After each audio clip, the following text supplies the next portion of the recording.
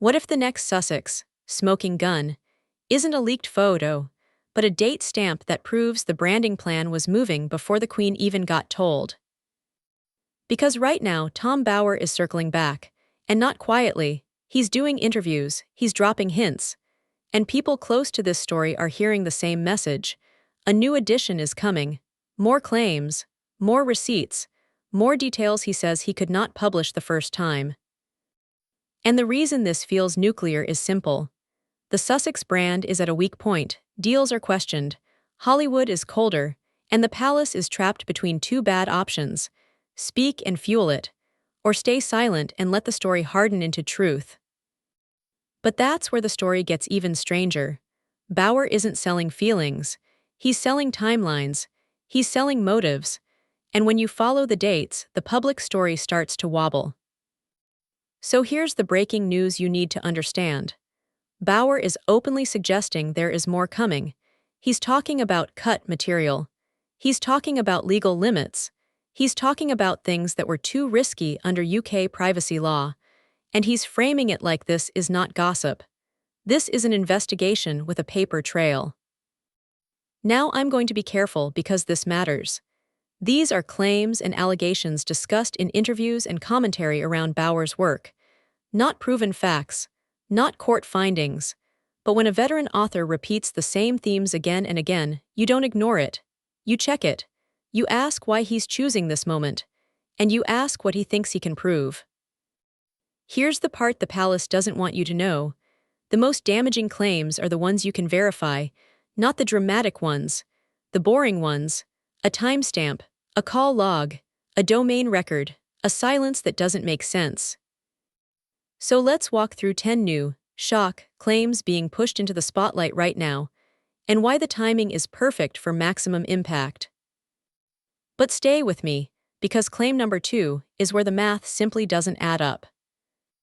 Claim 1 is the domain claim, and it's being talked about like it's the smoking gun. The claim is that a website domain tied to Lilibet was registered before the public even knew the name and before the family conversation was said to have happened. The point isn't the website itself. The point is the order of operations. Business infrastructure first. Family notifications second. If that's true, it suggests a strategic mindset. Lock down the asset, secure the brand lane, then worry about the optics later. But that's where the story gets even stranger. Domain registrations can leave trails, dates can be checked, and when something can be checked, it stops being a vibe and becomes a test. Claim 2 is the permission claim. Did Harry ask the Queen before using the name Lilibet, her private nickname? The reporting over the years has been messy. Harry's side pushed back hard, but critics keep circling one ugly question. If permission was clear, why wasn't it cleared up cleanly? Because one short palace confirmation could end the whole thing in a single sentence. Instead, the public saw legal threats, media fights, and palace silence. Bower's angle is that the silence itself tells a story, not proof of guilt, but proof of conflict. And if you're watching like an investigator, you ask this: why fight the press instead of producing the receipt? But that's where the story gets even stranger. Bower ties this to something bigger. He's saying the Sussex story is not just personal, it's commercial. Claim 3 is about what they signed away for Netflix. In the clip, Bower's view is brutal. He says they didn't just sign a contract. They signed away credibility and dignity. That's his framing. That once you turn your private life into content, you can't complain when people treat your pain like a product. And notice how that changes the whole marriage storyline. Because if the public life becomes inventory, then every new chapter has a price tag. Here's the part the mainstream won't say out loud. When your income depends on attention, attention becomes the strategy, even if it's toxic. Claim 4 is the money pressure claim. Bower suggests they need money, now more than ever, and that criticism means nothing because deals are their only road. Again, not a bank statement, not proof of bankruptcy. It's a claim about dependence, and dependence predicts behavior. If the content machine slows down, what fills the gap? More revelations, more accusations, more behind the scenes. That's how you keep the engine running. But that's where the story gets even stranger. Bauer also uses a word that makes people freeze: blackmail. He suggests pressure coming from California, and he frames it as a credibility war. Now we don't have details, we don't have names, we don't have documents, but it plants a seed. If there is pressure, the next move will be strategic, and strategy leaves fingerprints. Claim 5 is the paparazzi claim. Bauer alleges that before Harry, Meghan was setting up paparazzi pictures, and that she later framed paparazzi as the devil. This claim is not new in gossip circles, but Bauer repeating it matters because it attacks the core brand message. It suggests the relationship with media was not just victimhood. It was management. It was control. It was selective. And if you're building a mystery, this is where you ask the simple question. If you hate the cameras, why do the cameras always seem to find you at the exact right moment?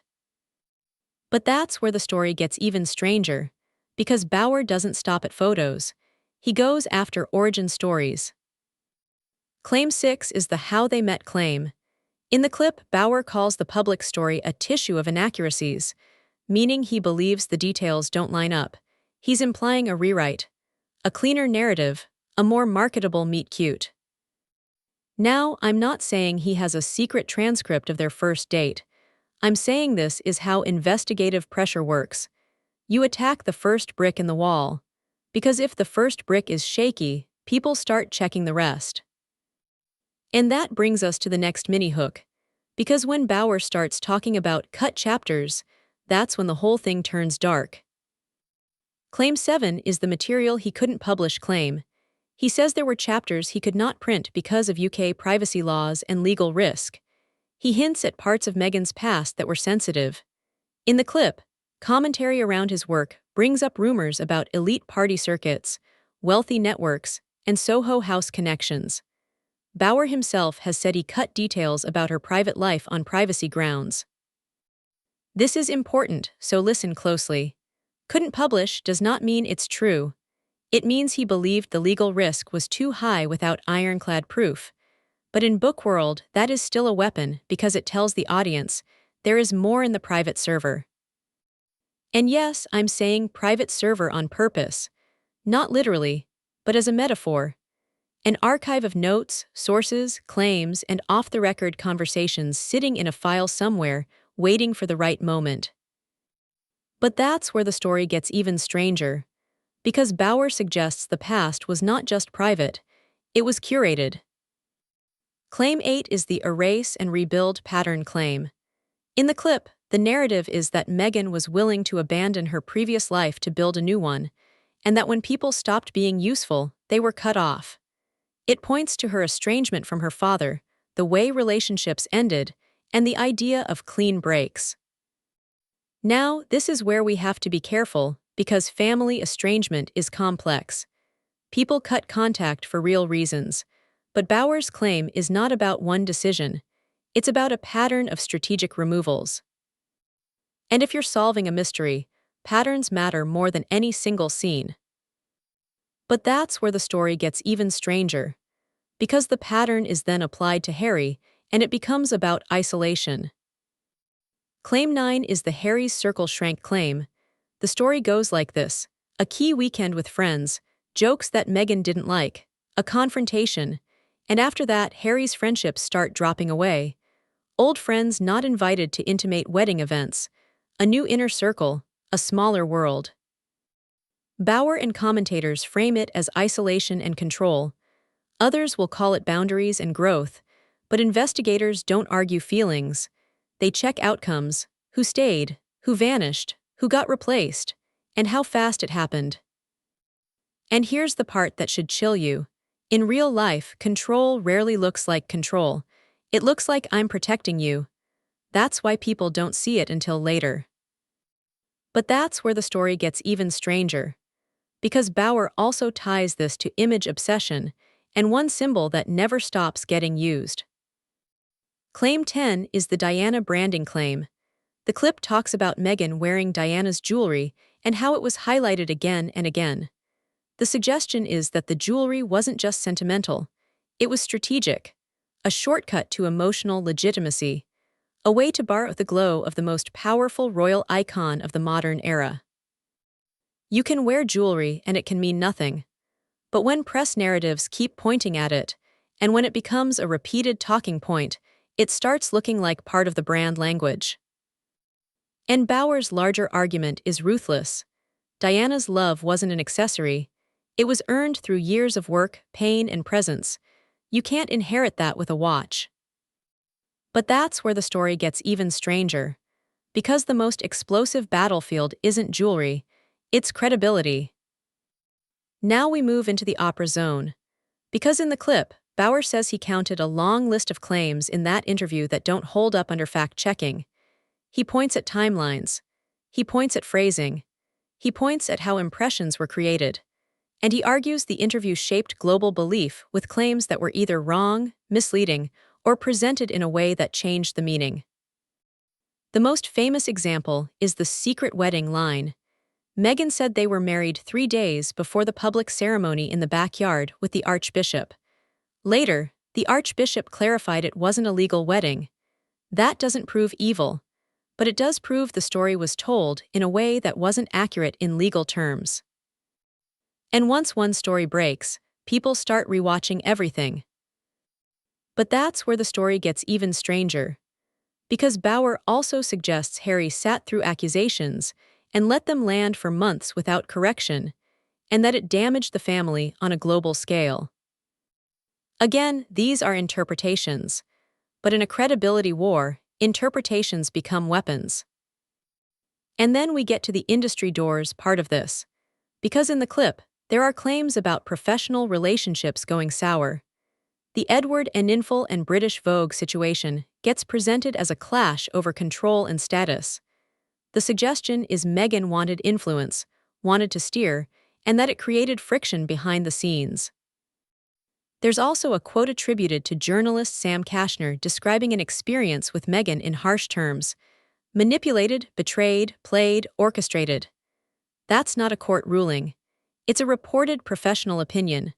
But when those words are said out loud, they become a warning label in celebrity circles. And here's the mini hook you need right now. In Hollywood, nobody tells you you're finished. They just stop calling. The clip also frames the current moment as desperation, not invited to top parties, turning up where she once skipped, needing to be seen, because in that world, visibility is oxygen. And when you feel the oxygen thinning, you do bold things, sometimes reckless things. But that's where the story gets even stranger. Bauer isn't just saying she wants fame. He's saying the entire project was built like a brand from day one. A personal brand since the teen years. Blogging, networking, image building, thinking in assets, thinking in opportunities. And when you see the world like that, a royal title is not just romance. It's a platform. Now zoom out, because this is where the timing becomes perfect for an updated book. If Netflix is no longer a sure thing, and Spotify already collapsed, and Hollywood is cautious, then a new book wave becomes the fastest way to grab the microphone again. And Bauer knows that. He also knows the palace hates responding to books, because responding gives the author more power. So if Revenge gets updated, the battle won't just be about what's printed. It'll be about what can be proven, what can be challenged, what can be threatened legally, and what gets quietly ignored. Here's the part the palace doesn't want you to know.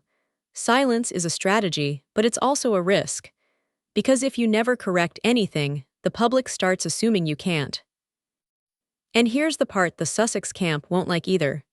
If you claim you're victims of lies, but you keep getting caught in small, checkable inconsistencies, people start asking if the big claims are also shaped.